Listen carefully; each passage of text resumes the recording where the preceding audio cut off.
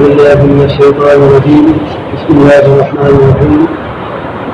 أم حسبت أن أصحاب الكهف والرقيم كانوا من آياتنا عجبا إذ أبى الفتية والكهف فقالوا ربنا آتنا من لدنك رحمة وهيئ لنا من أمرنا رشدا وضربنا على آذانهم في الكهف سنين عددا ثم بعثناهم لنعلم أي الحزبين أحصى لما لبثوا ومدى نحن نقص عليك نبأهم بالحق إنهم فتية آمنوا بربهم وزدناهم هدى وربطنا على قلوبهم إذ قالوا فقالوا ربنا رب السماوات والأرض لن ندعو من دونه إلها لقد قلنا إذا شططا هؤلاء قوم اتخذوا من دونه آلهة لولا يأتون عليهم بسلطان بين ومن أظلم ممن افترى على الله كذبا. صدق الله العظيم. سورہ کہف کی یہ چند آیات ہیں جو آپ کے سامنے پڑھی گئی ہیں. اس سے پہلے جو آیات گزری ہیں ان میں اللہ تعالیٰ نے اس بات کا ذکر کیا کہ یہ کتاب اللہ تعالیٰ جی کی طرف سے نازل کی گئی ہے اس کے بندے پر. یعنی جو لوگوں نے یہ کہا کہ یہ اللہ تعالیٰ کا کلام نہیں ہے، یہ خود ان کا اپنا کلام ہے جو یہ اللہ کی طرف منسوب کر کے اپنی سرخروئی چاہتے ہیں، اپنی عزت اور سربلندی چاہتے ہیں، تو اس کا اللہ تعالیٰ نے انکار کیا. یہ کہ اللہ تعالیٰ نے اس کتاب کو اپنے بندے پر نازل کیا ہے اور اس میں کسی طرح کی کوئی ترجیح نہیں رکھی ہے. یعنی انسان اگر اس کو واقعی سمجھنا چاہے، دل کی گہرائیوں سے اس سے کچھ حاصل کرنا چاہے تو اس کو کسی قسم کا کوئی تکلف نہیں ہوگا. بہت ہی آسانی کے ساتھ جو چاہے گا یعنی ہدایت چاہے گا تو اس کو مل جائے گی. غور و فکر کرے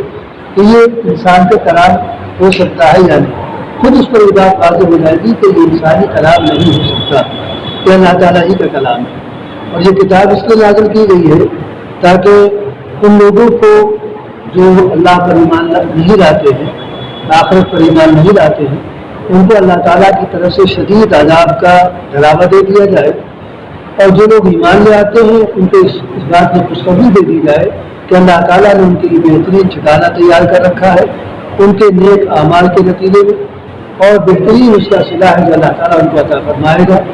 اور یہ اس ٹھکانے میں جس کو جنت کہا جاتا ہے ہمیشہ ہمیشہ اس میں رہے گی. اور اسی طرح سے ان لوگوں کو بھی ڈرا دیا جائے کہ جنہوں نے اللہ تعالیٰ کو صاحب اولاد مان لیا، اللہ تعالیٰ کا بیٹا یا بیٹی مانا، ان کو بھی آگاہ کر دیا جائے کہ اللہ تعالیٰ اپنی ذات میں بھی یکتا ہے اور اپنی صفات میں بھی یکتا ہے. اس کی کوئی اولاد نہیں ہے، نہ سلبی اولاد ہے، نہ کوئی منہ بولا بیٹا یا بیٹی ہے. وہ اکیلا تھا، اکیلا ہے اور اکیلا رہنے والا ہے. اس کو کسی اولاد کی ضرورت نہیں. اور یہ جو کچھ بھی کہہ رہے ہیں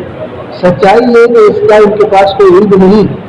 یہ بس سنی سنائی باتیں جو باپ دادا سے چلی آ رہی ہیں وہی ان کو بھی یاد ہو گئی ہے، وہی ان کے بھی ذہنوں میں پڑ رہی ہے کہ اللہ تعالیٰ کا بیٹا ہے، اللہ تعالیٰ کی بیٹی ہے. اللہ تعالیٰ کی طرف سے کوئی سند، کوئی دلیل ان کے پاس نہیں ہے. کسی بھی آسمانی کتاب میں، نہ تورات میں، نہ زبور میں، نہ انجیل میں، یہاں تک کہ قرآن میں کہیں اس بات کی کوئی دلیل نہیں ملتی کہ اللہ تعالیٰ صاحب اولاد ہے. بس انہوں نے باپ دادا سے سنا ہے، ان کے باپ دادا بھی یہی کہتے رہے، یہ بھی یہی کہہ رہے، اور ان کو اندازہ نہیں ہے کہ کتنی سنگین قسم کی بات ہے جو اللہ تعالیٰ کی طرف بیٹا یا بیٹی کو منسوخ کر کے یہ لوگ کہتے ہیں. یہ بڑا جرم ہے اور یہ کھلا ہوا صریح قسم کا جھوٹ ہے. اور اس بات کی طرف اشارہ کیا یا یہ واضح کیا کہ نبی کا معاملہ یہ ہے کہ وہ اپنی امت کے ایک فرد پر انتہائی شفیق اور انتہائی مہربان ہے، اور نبی کی محبت اس بات کو گوارا نہیں کر پا رہی ہے کہ ان کی امت کا کوئی ایک فرد بھی جہنم میں جائے. وہ اس کی ہدایت کے سلسلے میں اپنے آپ کو بھلائے دے رہے ہیں کہ کسی طرح سے یہ ایمان لے آئے اور اپنے آپ کو جہنم سے بچا لے. تو اس پر اللہ تعالیٰ فرمایا کہ ایسا تو محسوس ہی ہوتا ہے اے نبی کہ آپ ان کے پیچھے اپنی جان ہی کھو بیٹھیں گے، اپنی جان ہی گوا دیں گے اس بات پر یا اس غم میں کہ یہ ایمان نہیں لا رہے ہیں اللہ تعالیٰ کے کلام پر. تو سنیے، آپ کا کام ایمان قبول کرانا نہیں ہے. آپ کا کام صرف اتنا ہے کہ جو اللہ تعالیٰ کی طرف سے آپ کو پیغام دیا گیا ہے آپ اس کو لوگوں تک پہنچا دیں. صرف آپ کا پہنچانا یہ ذمہ داری ہے، منوانا آپ کی ذمہ داری نہیں ہے. اور نہ کل آپ سے یہ پوچھا جائے گا کہ آپ کے رہتے ہوئے یہ گمراہ کیسے ہو گئے، جب آپ کو اللہ تعالیٰ کی طرف سے پیغام دیا گیا تھا، ہدایت کی تعلیمات دی گئی تھی، تو پھر یہ کیسے جہنم میں جا رہے ہو؟ کیوں نہیں ان کو جنت میں سے دی؟ یہ آپ سے نہیں پوچھا جائے گا۔ ہاں یہ ضرور آپ سے البتہ پوچھا جائے گا کہ جو پیغامات اللہ تعالیٰ کی طرف سے آپ کو دیے گئے تھے، آپ نے اللہ کے بندوں کو وہ پہنچائے یا نہیں پہنچائے؟ لہٰذا آپ پہنچا دیجیے، ان پر ایک ایک چیز کو کھول کر واضح کر دیجیے، اس کے بعد آپ کی ذمہ داری ختم ہو گئی، پھر ان کی ذمہ داری ہے۔ اگر یہ اپنی ذمہ داری پر قبول کر لیتے ہیں تو اللہ تعالیٰ نے جو اپنے نئے بندوں کے لیے وعدے کیے ہیں ان وعدوں کے لیے مستحق قرار دیے جائیں گے، اور اگر اپنی ذمہ داری پر یہ اس کا انکار کرتے ہیں تو پھر اللہ تعالیٰ نے ہم نے نافرمانوں کے لیے جہنم تیار کر رکھی، پھر وہی ان کا مقدر بن جائے گا۔ اور ہم نے زمین پر جتنی بھی چیزیں پیدا کی ہیں یہ سب دو بدیلت کی چیزیں ہیں تاکہ ان کے ذریعے سے آزمایا جا سکے ان لوگوں کو کہ ان تمام چیزوں کو پڑھنے کے بعد کون اللہ تعالیٰ کو یاد رکھنے والا ہے اور کون اللہ تعالیٰ کو فراموش کرنے والا ہے۔ ایو معصوم والا اللہ تعالیٰ کی ہدایات پر عمل کر کے ان چیزوں کو نظر انداز کر کے اور اللہ تعالیٰ کی ہدایات پر عمل کر کے کون اللہ کو راضی کرنے کی کوشش کرتا ہے اور کون ان چیزوں کو پڑھ کر اپنے آپ کو ایسا مگن کر لیتا ہے کہ اسے اللہ کی یاد اور اللہ تعالیٰ کی تعلیمات کی یاد نہیں ہوتی اور وہ یہ سمجھنے لگتا ہے کہ یہ زندگی ایک بار ملی ہے دوبارہ نہیں ملے گی، یہ دنیا ایک بار اس میں پیدا ہوئی دوبارہ نہیں پیدا ہوئی، لہٰذا اس دنیا سے بھرپور طریقے پر فائدہ اٹھا لو، اس زندگی کا بھرپور مزہ لے لو کیونکہ دوبارہ نہ زندگی ہے نہ یہ دنیا ہے۔ تو جن لوگوں نے کی سوچ یہ ہوگی ان کے لیے اللہ تعالیٰ کا فیصلہ کچھ ہوگا، اور جن لوگوں کی سوچ یہ ہوگی کہ اللہ تعالیٰ نے ان چیزوں کو بقدر ضرورت فائدہ اٹھانے کے لیے پیدا کیا، نہ کہ ان میں ڈوب جانے کے لیے پیدا کیا۔ زیادہ ڈوبنے کی ضرورت نہیں ہے، ضرورت کے اعتبار سے ان سے فائدہ اٹھا دیا جائے اور اس کے بعد اللہ کے بعد کیا جائے، اس نے اپنی فرض سے یہ چیزیں عطا کی ہے۔ یہ اللہ تعالیٰ نے اس لیے آیات بیان کیا تھا۔ ابھی جو آیات پڑھی گئی ہیں ان میں اب تذکرہ کیا جا رہا ان لوگوں کا کہ جنہوں نے اپنے ایمان کو بچانے کے لیے وقت کی بادشاہت سے، وقت کے بادشاہ سے اپنے آپ کو الگ کر لیا تھا اور اپنے ایمان کو لے کر وہ غار کے اندر چلے گئے تھے اور وہیں انہوں نے اپنی زندگی کو تمام کر دیا، یعنی ایک طویل عرصہ گزارا اور اس کے بعد نکل کر آئے تو بالکل دنیا بدل چکی تھی، حالات بدل چکے تھے۔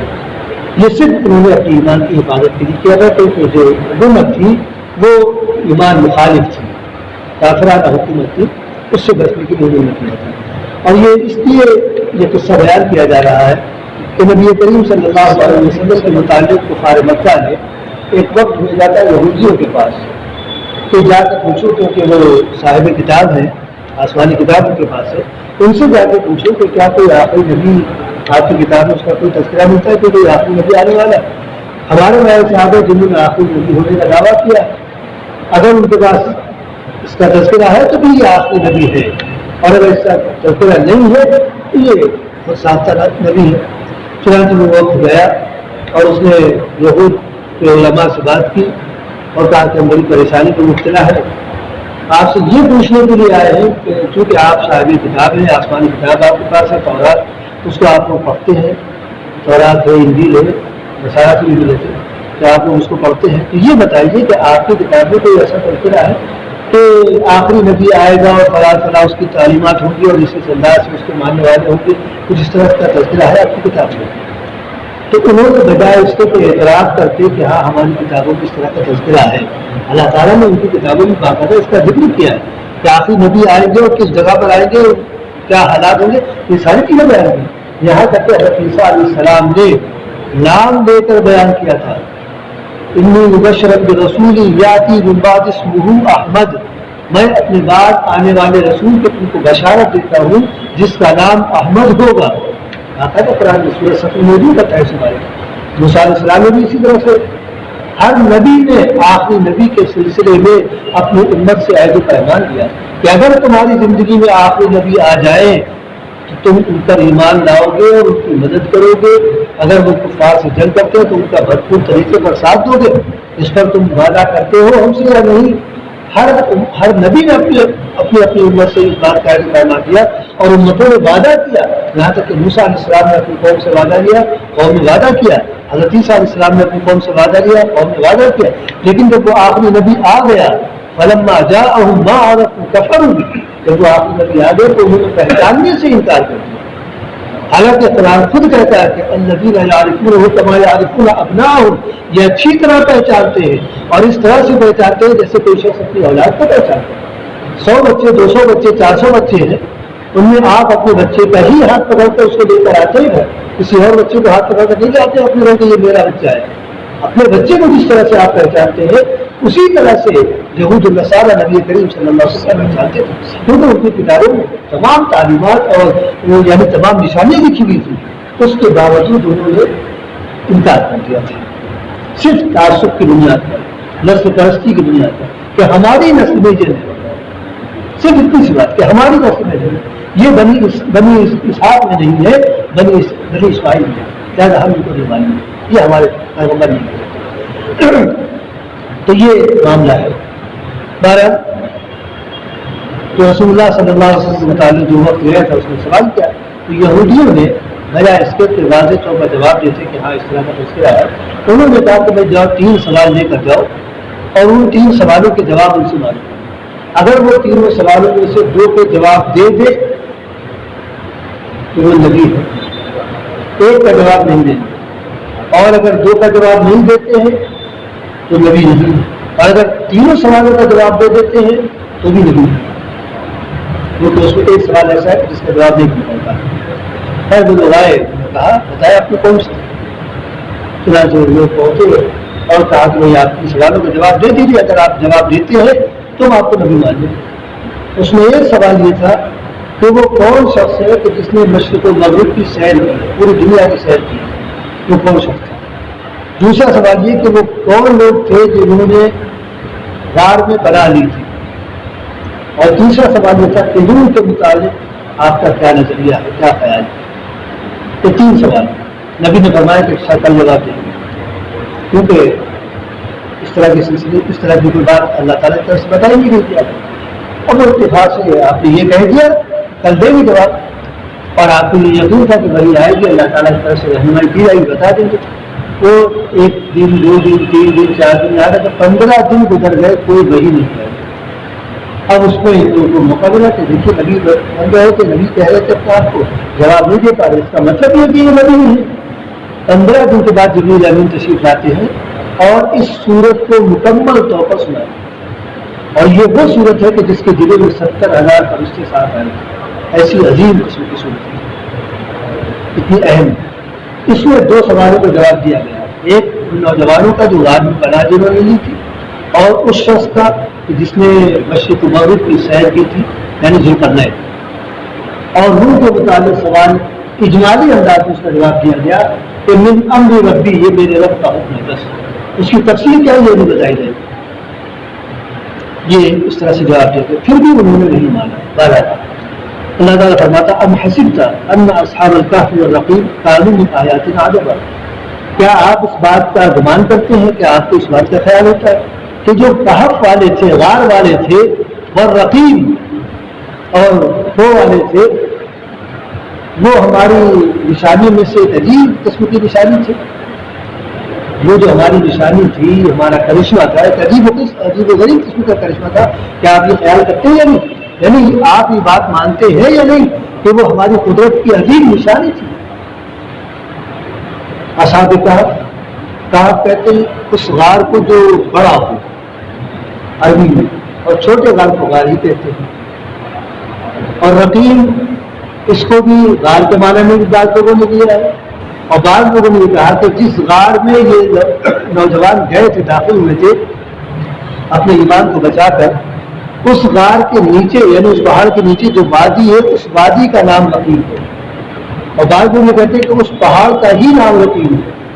اور بعض حضرات یہ کہتے ہیں کہ بادشاہ نے ان نوجوانوں کا نام لکھ کر تختی میں اس غار کے منہ پر لگا دیا تھا کہ فلاں فلاں نام کے نوجوان ہیں جو اس غار میں جنہوں نے بنا لیا. بہرحال جو بھی حقیقت ہے اللہ تعالیٰ جاننے والا ہے. اسی لیے اصحاب الرقیم بھی کہا جاتا ہے. پہاڑ کیونکہ رقیم نام اس کا بعد نے ذکر کیا تو اصحاب الرقیم بھی کہا جاتا ہے. تو یہ جو کہا یعنی غار میں جو گئے تھے، جو نوجوان گئے تھے یا جن کا نام کندہ کیا گیا تھا اور کتبہ لگایا گیا تھا، آپ کو کیا اس بات کا گمان ہے کہ نہیں کہ وہ ہمارا عظیم کرشمہ تھا، ہماری عظیم قدرت تھی. اس عمل فتیۃ للکہف، جبکہ کچھ نوجوانوں نے غار میں پناہ دی تھی. فتیہ کچھ نوجوان تھے. یہ نوجوان کتنے تھے؟ ان کی صحیح تعداد کہیں نہیں ملتی. خود قرآن کریم نے لوگوں کے قول کو وہ کیا ہے، تو کسی نے 3 کہے اور چوتھا ان کا کتا تھا، کسی نے 4 کہے اور 5واں ان کا کتا تھا، کسی نے 6 کہے اور 7واں، اور کسی نے 8 تک بھی کہے۔ تو صحیح تعداد خود قرآن کہتا ہے کہ اللہ تعالیٰ ہی جانتا ہے کہ ان کی صحیح تعداد کیا تھی۔ یہ ضرور ہے کہ 10 کے اندر کی تعداد تھی، جو بھی تعداد تھی 3 سے اوپر تھی اور 10 کے اندر تھی۔ یہ چند نوجوان تھے تو رات میں پناہ لی تھی اور اپنے ایمان کی سلامتی کے لیے، کہ ایمان کے دشمن حملہ آور ہو رہے تھے اور چاہتے یہ تھے کہ جو بھی اللہ پر ایمان رکھنے والا ہے یا تو اللہ تعالیٰ کا انکار کرے اور یا پھر اس کا قتل کر دیا جائے۔ تو یہ اس طرح سے اپنی جان بچا کر اور اپنے ایمان کو بچا کر گئے تھے۔ فقالوا، انہوں نے کہا، اللہ تعالیٰ سے دعا کی، ربنا آتنا من لدنک رحمۃ، کہ اللہ اپنا خاص فضل، اپنی خاص رحمت ہم پر نازل فرما، وہیئ لنا من امرنا رشدا، اور ہمارے معاملے کو صحیح سمت عطا فرما، ہمارے کام کو، ہمارے ارادوں کو صحیح سمت عطا فرما، کہ ہم صحیح لوگ پر چلے اور غلط کوئی قدم ہمارا نہ اٹھنے پائے۔ ہم جس ایمان کی سلامتی کے لیے یہاں پر آئے ہیں، اس ایمان کی سلامتی ہم کو حاصل رہے اور اسی ایمان پر ہمارا خاتمہ ہو، اسی ایمان کے ساتھ ہم تیرے حضور میں حاضر ہیں۔ فضربنا علی آذانہم فی الکہف سنین عددا، اللہ تعالیٰ فرماتا ہے کہ انہوں نے اس اللہ سے دعا کی تو چونکہ باہر کا جو ماحول تھا وہ مشرکانہ تھا، کافرانہ تھا، اور اس ماحول میں وہ جی نہیں سکتے تھے اپنے ایمان کی سلامتی کے ساتھ، لہٰذا ہم نے ان کی دعا کو قبول کرتے ہوئے ان کو آہستہ آہستہ تھپکی دی، جیسے بچوں کو سلانے کے لیے بچے کے سر پر، کان پر ہلکے ہلکے ہاتھ سے تھپکی دیتے ہیں کہ بچہ سو جائے، اسی طرح سے ہم نے فضربنا علی آذانہم، ہم نے ان کے کان پر تھپکی دی، فلکا اسی غار میں، سنین عددا چند سالوں کے لیے، یعنی ان کو چند سالوں کے لیے ہم نے سلا دیا، تو اس غار میں وہ سوتے رہے، نہ دن میں اٹھتے ہیں نہ رات میں اٹھتے، مستقل سو رہے ہیں۔ البتہ ہم ان کو کروٹ دیتے رہتے، کیونکہ اگر کروٹ نہ دی جاتی تو پھر گوشت سڑنے لگتا، کیڑا لگنے لگتا، اس لیے ہم ان کو کروٹ دیتے رہتے تھے کہ زندگی کی حرارت ان کے اندر باقی رہے اور ان کی جسم میں کسی قسم کی کوئی خرابی نہ پیدا ہو، جسم خراب نہ ہونے پائے اور کیڑا ان کے نہ لگنے پائے۔ فضربنا علی آذانہم، لفظی ترجمہ تو یہ ہوتا ہے ہم نے ان کے کانوں پر مارا۔ اصل میں معاملہ یہ ہے کہ جب نیند آتی ہے تو آنکھیں تو پہلے سوتی ہیں لیکن کان بعد میں سوتے ہیں، کام کرنا کان بعد میں بند کرتے ہیں، اور جاگنے جب نیند پوری ہو جاتی ہے، جاگنے کا وقت ہوتا ہے تو کان پہلے جاگ جاتے ہیں، اسی لیے تھوڑی سی بھی آہٹ ہوتی ہے، آواز ہوتی ہے، کان میں پڑتی ہے، آنکھ کھل جاتی ہے۔ تو اس طرح سے ہم نے ان کے کانوں پر تھپکی دے کر گویا سلا دیا کہ اب تم سو جاؤ اور جب ہماری مشیت ہوگی تب تم کو اٹھایا جائے گا۔ ثم بعثناہم، پھر ہم نے ان کو اٹھایا۔ اب یہ کتنی مدت تک سوتے رہے اس کا بھی صحیح طور پر کوئی وہ نہیں کیا جا سکتا۔ قرآن نے اس کا خود تذکرہ کیا ہے، وزدادوا کے ساتھ 300 سنین، وزدادوا 300 سال اور مزید اس پر 9 سال، 309 سال تو قرآن نے ذکر کیا کہ اتنے سالوں تک وہ سوتے رہے۔ یہاں قبر میں رکھا جاتا ہے تو 2-4 دن کے بعد ہی جسم میں تبدیلی اور تغیر شروع ہو جاتا ہے اور شاید 2-4-6 مہینے میں ہی سب کچھ ختم ہو جاتا ہے، گوشت ختم ہی ہو جاتا ہے، کیڑا کھا لیتا ہے، ہڈیاں باقی رہ جاتی۔ وہاں 309 سال تک وہ سوتے رہے اور جسم پر ذرا بھی کوئی داغ دھبا نہیں آیا، جسم میں کہیں کسی طرح کی کوئی تبدیلی اور کوئی یعنی تغیر نہیں پیدا ہوا۔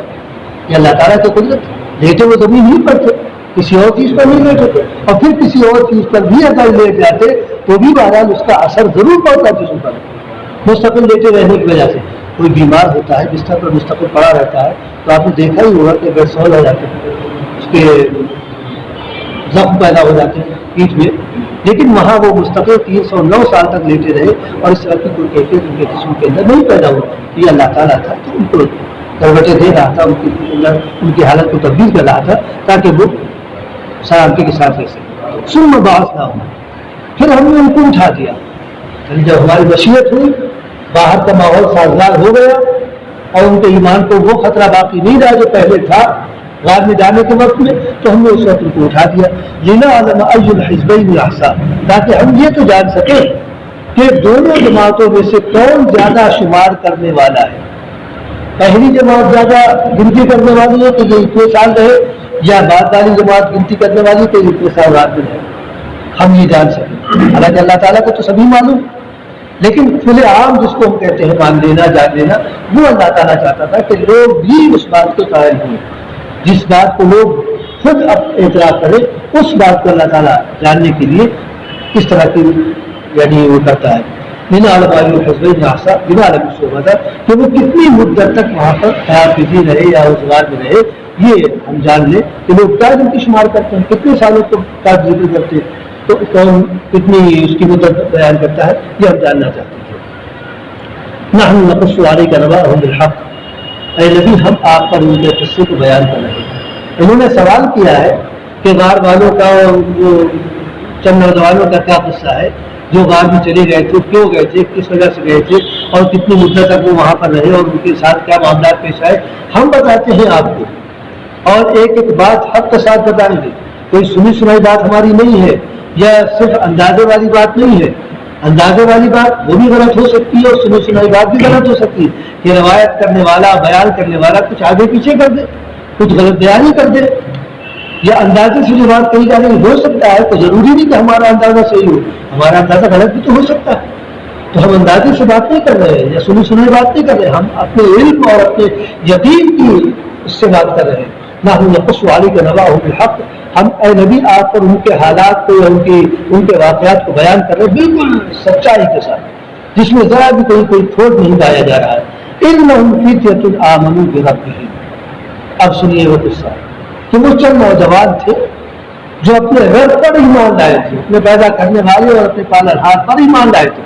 جس نے ان کو دنیا میں وجود عطا کیا، جس نے ان کے لیے ذمہ داری دنیا میں رکھی، اس پروردگار پر وہ ایمان لائے تھے۔ یہ ان کا قصور تھا، یہ ان کا جرم تھا، اور اس جرم کی وجہ سے سب ان کے دشمن ہو گئے تھے، جس طرح سے سورہ بروج میں ذکر کیا گیا کہ وما نقموا منهم الا ان يؤمنوا بالله العزيز الحميد، جن لوگوں کا قتل کیا گیا، جن لوگوں کو آگ کی خندق میں ڈالا گیا، ان کا جرم کیا تھا؟ انہوں نے کوئی بادشاہ کا کچھ چرا نہیں لیا تھا، ملک میں بدامنی نہیں پھیلا دی تھی، صرف ان کا جرم یہ تھا کہ وہ ایک اللہ پر ایمان رکھتے تھے، یہ ان کا جرم تھا۔ اور آج یہی ہمارا آپ کا بھی جرم ہے کہ ہم ایک اللہ کو کیوں مان رہے ہیں، ہم ایک اللہ کے آگے اپنے آپ کو کیوں جھکا رہے ہیں، ہم سینکڑوں معبودوں کے سامنے اپنے آپ کو کیوں نہیں جھکا رہے۔ یہ اس وقت ماحول بنا ہوا ہے یہ صرف اسی لیے کہ ہم ایک اللہ کو ماننے والے ہیں، آپ ایک اللہ کو ماننے والے ہیں، ان کی طرح سے سینکڑوں معبودوں کو نہیں ماننے والے۔ اب یہ ہمارے اور ان کے درمیان خلیج پیدا کریں گے کہ یہ سب ہمارے جیسے کیوں نہیں، ودوا لو تکفرون کما کفروا فتکونون سواء، یہ تو یہ چاہتے ہیں کہ بس تم ان کے جیسے ہو جاؤ اور پھر سب یکساں ہو جائے، بس ان کی ہر ممکن کوشش یہ ہے کہ تم کو تمہارے ایمان سے پھیر کر اسی رویے پر لے آئے جس رویے پر یہ ہے، فتکونون سواء فلا تتخذوا منهم اولیاء، لہذا خبردار کہ ان کے ساتھ دوستی مت کرنا، ان کے ساتھ تعلقات نہ پیدا کرنا، ورنہ یہ ایمان کے تمہارے دشمن ہے، یہ تمہارا ایمان تم سے سلب کر رہے ہیں۔ نام تو تم عبداللہ رہو گے، نام تو تم عبد الرحمان رہو گے، لیکن تمہارے اندر عبداللہ کی کیفیت نہیں ہوگی، عبد الرحمان کی کیفیت نہیں ہوگی، وہ شخصیت نہیں ہوگی جو عبداللہ کی شخصیت اس طرح کی ہونی چاہیے۔ ٹھیک ہے تمہارا نام عبداللہ، ان کو اس سے سروکار نہیں ہے کہ آپ کا نام کیا ہے، ان کو سروکار اس سے کہ 5 وقت اذان کیوں ہو رہی ہے، یہ 5 وقت اکٹھا کیوں ہو رہے ہیں، یہ اپنی خاص کتاب کیوں پڑھ رہے ہیں، یہ روزے کیوں رکھے، ان کو اس سے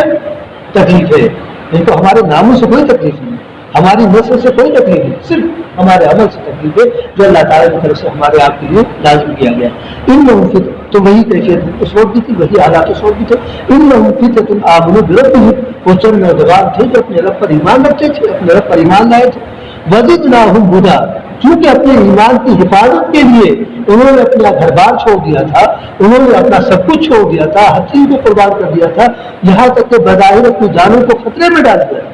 ظاہر ہے کہ اگر رسد لے کر چلے ہوں گے، سامان کھانے پینے کا لے کر چلے ہوں گے تو کتنا لے کر چلے ہوں گے، زندگی بھر کا تو نہیں پیٹ چلے ہوں گے، کچھ دنوں کا لے کر چلے ہوں گے، لیکن اللہ تعالیٰ نے چونکہ ان کے جذبے کی قدر کی تو وہ ایمان کی بقا کی خاطر اور ایمان کی سلامتی کی خاطر انہوں نے سب کچھ قربان کر دیا، یہاں تک اپنی زندگی کو داؤ پر لگا دیا۔ لہٰذا اللہ تعالیٰ فرماتا زدناہم ہدی، ہم نے مزید ان کو ہدایت عطا فرمائی۔ ان کے ایمان کو مزید پختہ کر دیا اور وہ ہمارے راستے پر پوری مضبوطی کے ساتھ جم گئے. وَرَبَطْنَا عَلَىٰ قُلُوبِهِمْ إِذْ قَامُوا، اور ہم نے ان کے دلوں کو مضبوطی عطا کی جب وہ کھڑے ہوئے اور انہوں نے یہ اس کا برملا اعلان کر دیا. فَقَالُوا رَبُّنَا رَبُّ السَّمَاوَاتِ وَالْأَرْضِ، کہ ہمارا پروردگار وہ پروردگار ہے جو زمین و آسمان کا پروردگار ہے، جس نے زمین و آسمان کو پیدا کیا، جو زمین و آسمان کو تھامنے والا ہے. ہمارا رب وہ ہے. ہمارا رب روز اور سوا اور نبوس اور نسر اور بال اور یہ سب ہمارے معبود نہیں. ہمارا معبود وہ اللہ ہے کہ جس نے اس پوری کائنات کو پیدا کیا ہے. ہم اسی کی عبادت کرنے والے اور اسی کی طرف رجوع کرنے والے ہیں. لن ندعو من دونه الہا، اور اس کے علاوہ ہم کسی کو بھی معبود کی حیثیت سے نہیں پکار سکتے. ہم ہرگز نہیں پکاریں گے کہ یہ ہمارے معبود یا وہ ہمارے معبود. معبود کی حیثیت سے ہم اسی اللہ کو پکاریں گے جو زمین و آسمان کا پیدا کرنے والا ہے. لقد قلنا اذا شططا، اور اگر ہم نے ایسا کیا تو یقیناً ہم ظالم ہوں، ہم ظلم کرنے والے ہوں کہ اللہ جو واقعتاً اور حقیقتاً معبود ہے اس کو چھوڑ کر ہم دوسرے کو اپنا معبود قرار دیں اور دوسرے سے اپنی مرادیں اس کے سامنے رکھیں تو یہ یقیناً اپنی ذات پر ظلم کرنے والے ہوں گے اور اللہ تعالیٰ کے جناب میں سب سے بڑی گستاخی کہ اللہ تعالیٰ کے ساتھ ہم دوسرے کو شریک کرنے والے ہوں گے. ان آیات میں اللہ تعالیٰ نے اصحاب کہف کا ذکر شروع کیا ہے. پوری تفصیل ہے جو باتیں آئی ابھی سامنے. بہرحال ان کو ایمان کے سلسلے میں اللہ تعالیٰ نے بیان کیا کہ وہ ایمان کے اتنے قدردان تھے کہ انہوں نے سب کچھ قربان کرنا گوارا کیا لیکن ایمان کا سودا نہیں کیا، کیونکہ وہ حقیقت کو جانتے تھے کہ ایک انسان کے لیے سب سے بڑا اس دنیا میں اگر کوئی سرمایہ ہو سکتا ہے آخرت کے اعتبار سے تو وہ اس کا ایمان ہے. ایمان کا سرمایہ لے کر ہم چلے گئے کچھ نہ ہمارے ساتھ ہو. اگر ایمان کا سرمایہ ہے تو بہرحال ہم وہاں کامیاب ہیں، اور ایمان کا سرمایہ نہیں ہے تو ہم سے بڑا ناکام کوئی نہیں ہے. اس حقیقت کو وہ جان لیا. آج ہم نے اس حقیقت کو فراموش کر دیا. ہم ایمان کا سودا کرنے لگے، ذرا ذرا سی بات پر ایمان کو داؤ پر لگا دیتے، رسول اللہ صلی اللہ علیہ وسلم کی تعلیمات کو نظر انداز کر دیتے. یہ وہی بات ہے کہ جس کو نبی نے یہ فرمایا تھا یصبح الرجل مؤمنا ویمسی کافرا ویمسی مؤمنا ویصبح کافرا. ایک وقت ایسا آئے گا کہ صبح کے وقت میں انسان مسلمان ہوگا، مومن ہوگا، اور شام ہوتے ہوتے کافر ہو جائے گا، اور شام کے وقت میں وہ مومن ہوگا اور صبح جب بیدار ہوگا دن سے تو وہ کافر ہو جائے گا. آج حالات کبھی آ گئے کہ ہم صبح کے وقت میں تو اللہ اکبر سبحان اللہ الحمدللہ کہتے ہیں اور پورا دن اس طرح سے گزرتا رہتا ہے. یہاں تک کہ شام جب آتی ہے تو ہمارا ایمان کس حالت میں ہوتا ہے؟ جس حالت میں صبح تھا کم سے کم اس حالت میں نہیں، یعنی اتنا طاقتور نہیں ہوتا، ایمان میں کمزوری پیدا ہو جاتی ہے. اور جب صبح کے وقت رات گزارنے کے بعد صبح اٹھتے تو مزید کمزوری پیدا ہوتی ہے. یہ وہی نبی کی پیشن گوئی ہے جو آج پوری طرح سے ثابت آ رہی. لہٰذا ہم کو اپنے ایمان کی فکر کرنا چاہیے. تو ایمان کو لے کر ہم اللہ تعالیٰ کے حضور میں حاضر ہوں، اور نبی نے اسی چیز کی طرف توجہ بھی دلائی اور نماز جنازہ میں ہم اور آپ اسی بات کا اللہ تعالیٰ سے اسی بات کی التجا کرتے ہیں کہ یہ کہہ کر کہ اللہم من احییتہ منا فاحیہ علی الاسلام، اے اللہ تابع داری پر ہم کو زندہ رکھ کہ ہم تیری تابع داری کرتے رہیں، تیری فرمانبرداری کرتے رہیں. ومن احییت منا فاحیہ علی الاسلام ومن توفیتہ منا فتوفہ علی الایمان، اور ہم میں سے جس کو بھی تو موت دے ایمان پر اس کو موت کا، کیونکہ یہ بڑا قدر سرمایہ ہے، اس سے بڑھ کر کوئی چیز نہیں ہو سکتی. دنیا کے سارے خزانے بلکہ اس جیسی 10 دنیا بھی آ جائے تو اس ایمان کے مطابق ان 10 دنیا کی کوئی حیثیت نہیں ہے. ایمان ایسی قیمتی چیز ہے اور اس کی حفاظت کی ضرورت ہے. ہم اپنے ایمان کی بھی حفاظت کریں، اپنی نسلوں کی بھی ایمان کی حفاظت کریں، کیونکہ خطرہ اس بات کا بہت قوی ہے کہ ہم تو جیسے تیسے آپ کی جیسے تیسے چلیے اپنے ایمان کو اب تک لے آئے، اور امید ہے اللہ تعالیٰ کے ذات سے کہ جو چند دن ہماری آپ کی زندگی کے باقی ہے انشاءاللہ یہ بھی ایمان کے ساتھ گزر جائیں گے اور ہم ایمان کا سرمایہ لے کر انشاءاللہ اللہ کے حضور میں پہنچیں گے. لیکن اپنے بچوں کے متعلق ہم نے کیا تدبیر کی، ہم نے ان کو ایمان پر باقی رہنے کے لیے ان کے لیے کیا منصوبہ بنایا، ہم کس طرح سے ان کی تربیت کریں، کیا ان کی تیاری کی. یہ لمحہ فکریہ ہے کیونکہ پورا معاشرہ ہمارا بتکدہ بنا ہوا ہے، ہر طرف یہی ساری چیزیں. بچے جس طرف نکل گئے کہیں کوئی بت لگا ہوا ہے، کہیں اسٹیچو لگا ہوا ہے، کہیں ملاقات اس طرح کی، یعنی پورے شہر کو پورے ماحول کو گندا کر دیا گیا ہے. تو اس بات کی ضرورت ہے کہ اپنے بچوں کے سلسلے میں بھی ہے سنجیدگی کے ساتھ فکر کریں، سنجیدگی کے ساتھ ان کے متعلق اور ان کے مستقبل کے متعلق سوچیں کہ وہ ایمان کے ساتھ کیسے دنیا سے رخصت ہوں گے. یہ ہماری آپ کی ذمہ داری ہے، اور یہ ذمہ داری جو صرف سوچنے والی بات نہیں، یہ قرآن نے ذمہ داری دی ہے، یا ایھا الذین آمنوا قوا انفسکم واہلیکم نارا، اے ایمان والو اپنے آپ کی بھی فکر کرو اور اپنے اہل ویال اپنے بیوی بچوں کی بھی فکر کرو کہ جہنم سے کیسے بچیں گے۔ جس طرح سے ہم اور آپ اپنے بارے میں سوچتے ہیں کہ جہنم سے بچوں کی تدبیر کریں، اسی طرح سے بیوی بچے کو متعلق بھی فکر کریں کہ وہ جہنم سے کیسے بچیں گے۔ تو اس کو ہمیں بھی سمجھنا ہوگا اور آپ کو بھی سمجھنا ہوگا۔ اللہ تبارک و تعالیٰ ہم تمام مسلمانوں کو اپنی اپنی ذمہ داریوں کو سمجھنے اور ان کے مطابق عمل کرنے کی توفیق عطا کرے۔